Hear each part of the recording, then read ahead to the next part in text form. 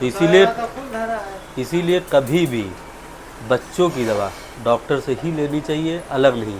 जैसे होता क्या है, मेडिकल हम लोग कोई दवा लिखे नहीं, जैसे मेडिकल वालों को कैसे जानकारी होती है, हम ही लोग से होती है कि कभी कभी होता है कि बच्चों को बहुत ज़्यादा इन्फेक्शन है, तो हम लोग थोड़ी हार्ड दवा लेकिन उसका डोज घटा के लिख देते हैं। ठीक है, तो जब डोज घटा के लिखते हैं तो मेडिकल वाले सोचते हैं अरे यही दवा तो उस बच्चे को दिया गया था, ठीक हो गया, तो लाओ इसको भी दे दे, यही दवा ठीक हो जाएगा। तो वह हाँ वही दवा, अब उनको ये तो नहीं पता नहीं कि डोज घटा के दिया जाता है कि बढ़ा के।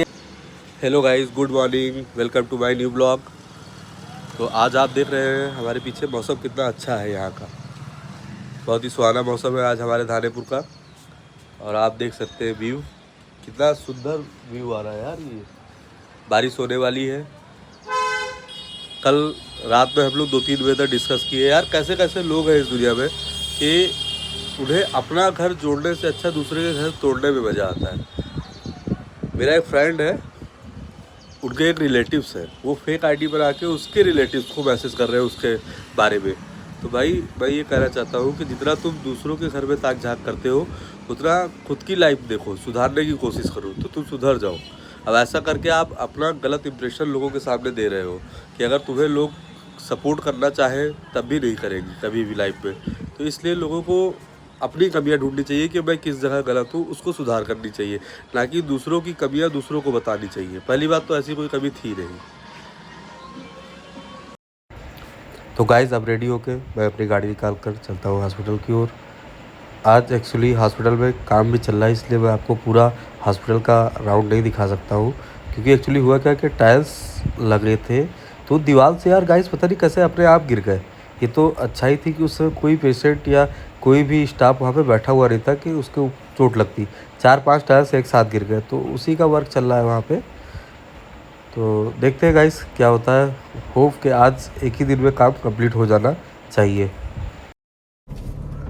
टाउन एजेंसी ये नगर पंचायत है धानेपुर, इस साल ही हुआ है। और ये मेरा घर है।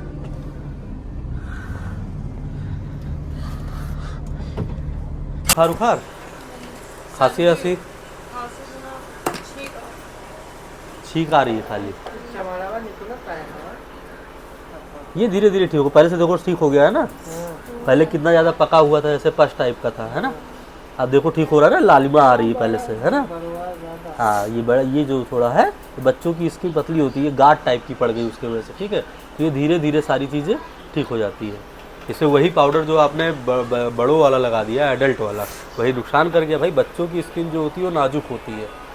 अब इनको ऐसे थोड़ी ना कि कोई भी क्रीम उठा के लगा दो, कोई भी वो लगा। हाँ हाँ, नहीं तो अब मेडिकल स्टोर वालों को कितनी जानकारी होगी भाई। ऐसे होने लगे तो हम लोग का काम ही खत्म हो जाए डॉक्टर लोगों का, है कि नहीं भाई। अब इसको आप लोबेट जीएम अभी लगा दो तो इसको छाले पड़ने लगेंगे। लोबेट जीएम जो दांत वाली क्रीम आती है, बड़ों में लगती है, उसे हर मेडिकल में मिलती है। अभी आप उसको लगा दिए, उससे भी छाले पड़ने लगेंगे। अब देखो सूख गया है ना, पहले से बहुत सूख गया बेटा, है ना। पहले दाना टाइप का था, देखो ये रेडनेस आने लगी, धीरे धीरे कम हो जाएगी ये सूजन वगैरह भी इसकी, है ना। हाँ ये गाढ़ बन गई उसके वजह से। तो इसीलिए कभी भी बच्चों की दवा डॉक्टर से ही लेनी चाहिए, अलग नहीं। जैसे होता क्या है, मेडिकल हम लोग कोई दवा लिखे नहीं, जैसे मेडिकल वालों को कैसे जानकारी होती है, हम ही लोग से होती है कि कभी कभी होता है कि बच्चों को बहुत ज़्यादा इन्फेक्शन है, तो हम लोग थोड़ी हार्ड दवा लेकिन उसका डोज घटा के लिख देते हैं।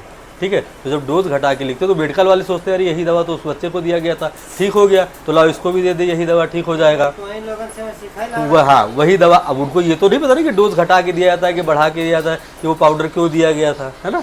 अब वो सबको दे दिए, वो बच्चे को नुकसान कर गया था आपके।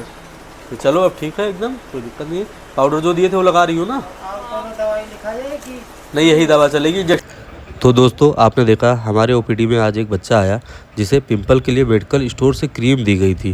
क्रीम ने रिएक्ट करके उसकी बैक पर सीवर इन्फेक्शन कर दिया था। ये बच्चा 3 दिन पहले मेरे पास आया था, पस और गाढ़ भी बन गई थी। बच्चों की स्किन बहुत सेंसिटिव होती है गाइस, गलत दवा उनकी सेहत के लिए ख़तरनाक हो सकती है, इसलिए हमेशा याद रखिए बच्चों की दवा सिर्फ क्वालिफाइड डॉक्टर से ही लें, कभी भी मेडिकल स्टोर से बिना प्रिस्क्रिप्शन दवा ना लें। तो गाइस अब हम वार्ड राउंड पर हैं। यहाँ हर पेशेंट से मिलना, उनका हाल चाल पूछना, उनके रिपोर्ट्स देखना और ट्रीटमेंट को अपडेट करना हमारी जिम्मेदारी होती है। पेशेंट को सिर्फ दवाई देना ही काम नहीं है, बल्कि उनका कॉन्फिडेंस और ट्रस्ट बनना भी इक्वली इम्पॉर्टेंट है। हर पेशेंट का एक अलग केस होता है, कोई रिकवरी के स्टेज में होता है, कोई नई कंप्लेंट के साथ होता है।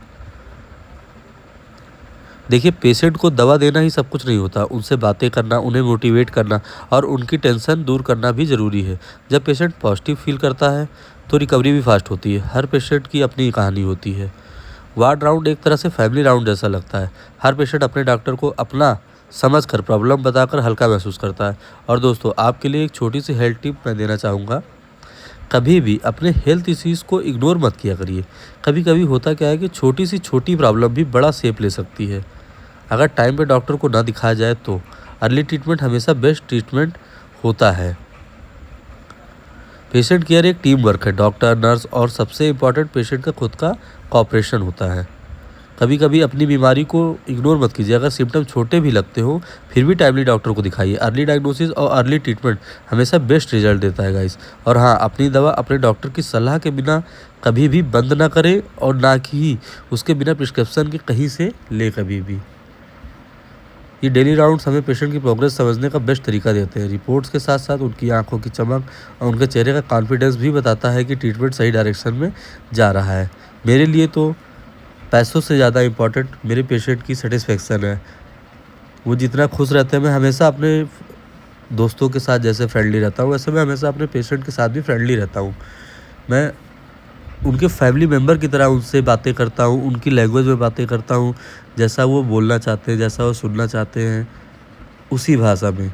मैंने कभी ये गैपिंग नहीं रखी है डॉक्टर पेशेंट के बीच में कि उन्हें कभी ये एहसास हो कि नहीं मैं इनसे बात करने में झिझकूँ या सोचूं। उन्हें जो भी लगता है फ्रेंडली मुझसे बोल दे, डॉक्टर साहब मुझे ये प्रॉब्लम है। मैं भी हंस के कह देता हूँ, अरे अम्मा ये तो छोटी सी बीमारी है, इससे कुछ नहीं हुआ, ये सब ठीक हो जाता है। तो उनको भी लगता है अरे डॉक्टर साहब ने बोल दिया कि अब ठीक हो गया, हो जाएगा ये। तो मेंटली प्रेशर जो होता है उसको डिक्रीज़ करना भी बहुत ज़रूरी होता है। तो यही सब हम लोगों की लाइफ का हिस्सा रहता है। कोई भी डॉक्टर कभी ये नहीं चाहता है कि उसका कोई पेशेंट ख़राब हो लोग।